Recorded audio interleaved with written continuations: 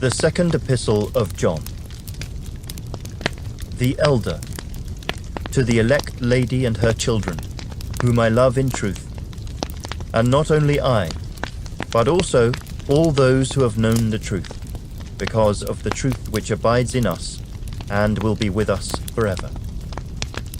Grace, mercy, and peace will be with you from God the Father and from the Lord Jesus Christ, the Son of the Father, in truth and love.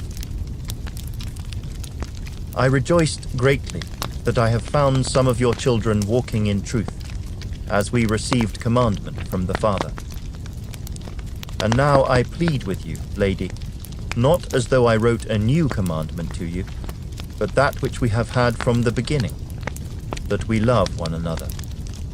This is love, that we walk according to his commandments.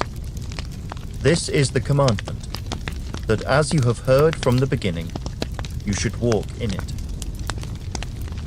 For many deceivers have gone out into the world who do not confess Jesus Christ as coming in the flesh. This is a deceiver and an antichrist. Look to yourselves, that we do not lose those things we worked for, but that we may receive a full reward.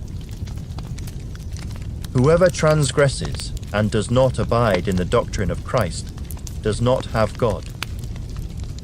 He who abides in the doctrine of Christ has both the Father and the Son.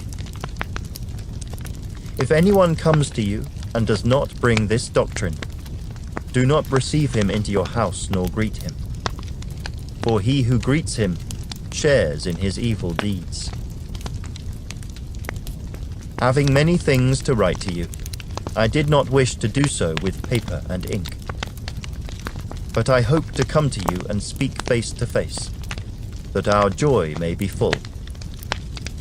The children of your elect sister greet you. Amen.